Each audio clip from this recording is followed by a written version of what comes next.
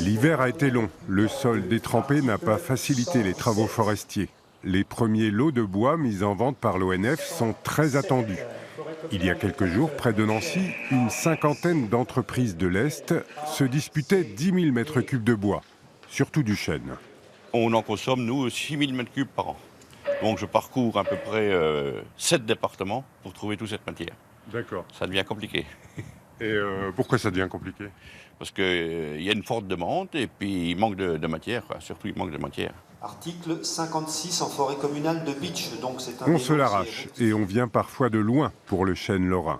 Dans la salle ce matin-là, Xu Fengming, un négociant chinois. Fini le temps où les grumes de chêne partaient pour la Chine par cargos entiers. Aujourd'hui, le bois labellisé doit être transformé en Europe. Alors M. Xu a acheté une scierie en argonne. C'est pour parquet, le meuble, etc. Beaucoup d'utilisation. Même pour les cercueils, le chêne est à la mode en ce moment. Les plus belles qualités partent à plus de 600 € le mètre cube. Mais, selon les experts, les cours actuels n'ont rien d'excessif. C'est une matière première qui est très demandée et qui est pratiquement à sa juste valeur.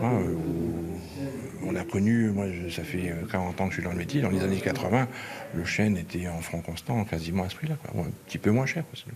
Donc ça fait quand même 30 ans. On a eu le cas inverse sur le hêtre, par exemple, où le hêtre se vendait très très bien jusqu'à la tempête de 1999, avec des prix unitaires qui étaient très élevés. Et maintenant, ça n'est plus le cas du tout. Les forestiers rappellent qu'il faut 150 ou 200 ans pour faire un beau chêne. Un cycle de production qui est très loin de celui des catalogues des décorateurs.